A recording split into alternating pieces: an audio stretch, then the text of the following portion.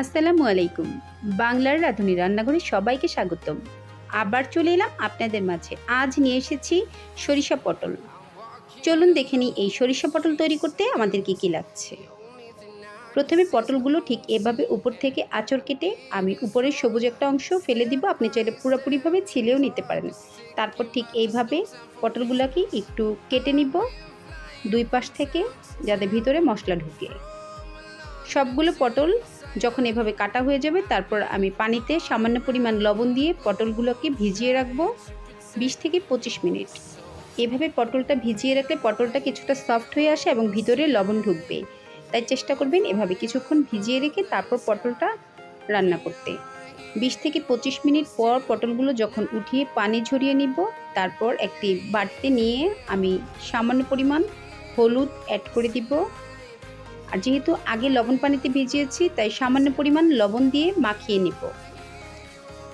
এখানে একটি মশলা তৈরি করে নিব। শুকনা মরিচ, রসুন, 2 টেবিল চামচ সরিষা এবং 1 চা চামচ পরিমাণ জিরা দিয়ে একটি মশলা তৈরি করে নিলাম। চলে এলাম চুলায় একটি ফ্রাই প্যান বসিয়ে 2 টেবিল চামচ পরিমাণ সয়াবিন তেল দিয়ে আমি আগে থেকে মাখিয়ে রাখা পটলগুলো ভেজে নিব।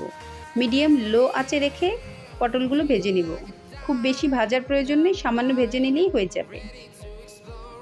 একে একে সবগুলো পটল দিয়ে দিলাম এবং মিডিয়াম লো আঁচে রেখে পটলগুলো ভেজে নেব। এই পটলটা গরম ভাতের সাথে খেতে খুবই মজার। খুব বেশি মশলার প্রয়োজন হয় না এই রান্নাটা করতে।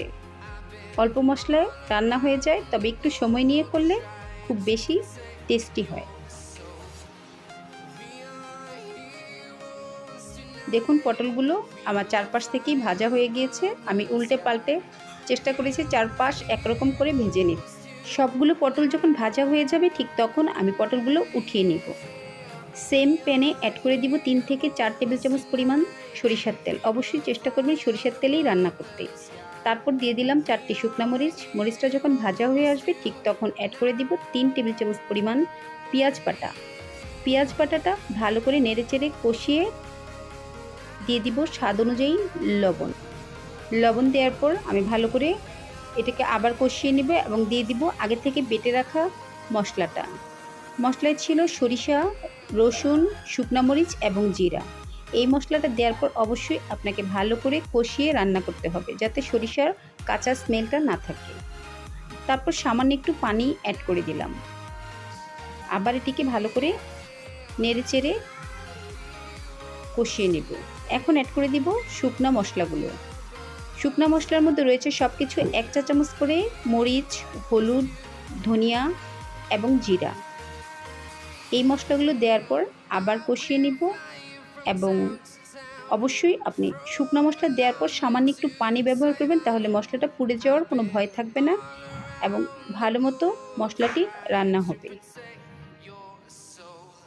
পানি দেওয়ার পর আবার নেড়েচেড়ে আমি এটিকে এখন ঢাকনা দিয়ে দিব 2 থেকে 3 মিনিটের জন্য। ফিরে এলাম 2 থেকে 3 মিনিট পর। দেখুন মশলাটি তেলের উপর উঠে এসেছে এবং মশলাটি সম্পূর্ণভাবে কষানো হয়ে গিয়েছে। তারপর অ্যাড করে দিব আগে থেকে ভেজে রাখা পটলগুলো। সবগুলো পটল একে একে দিয়ে দিলাম। পটলগুলো দিয়ে ভালো করে নেড়েচেড়ে মশলার সাথে মিশিয়ে নিব।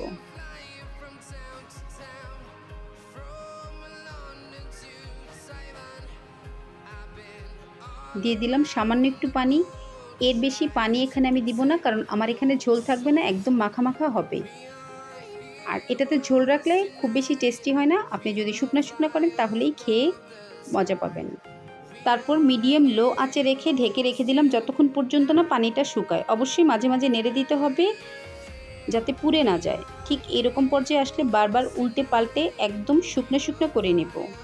এই পটলটা সত্যি অসাধারণ খেতে।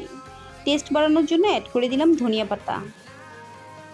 তারপর আমি এটিকে আবার উল্টে পাল্টে একদম ব্রাউন কালার করে নেব। ঠিক এইরকম পর্যায়ে আসলে আমি পটলটা নামিয়ে নিব। গ্রাম বাংলার খুবই ঐতিহ্যবাহী একটি রান্না সরিষা পটল। আমরা বাঙালিরা অনেক কিছুই সরিষা বাটা দিয়ে খেয়ে থাকি, তবে খুবই মজার একটি রান্না। আপনি যে কোনো রান্নায় সরিষা বাটা ব্যবহার করতে পারেন। খাবারের টেস্ট অনেক গুণ বেড়ে যায়। অবশ্যই একবার হলেও এই সরিষা পটল আপনি ট্রাই করবেন। আর যদি আমার ভিডিওটি ভালো লেগে থাকে please like, comments and share করে দিবেন, সাবস্ক্রাইব করে দিবেন এবং পাশে থাকা বেল আইকনটি ক্লিক করে দিবেন। সবাই ভালো থাকবেন, ধন্যবাদ।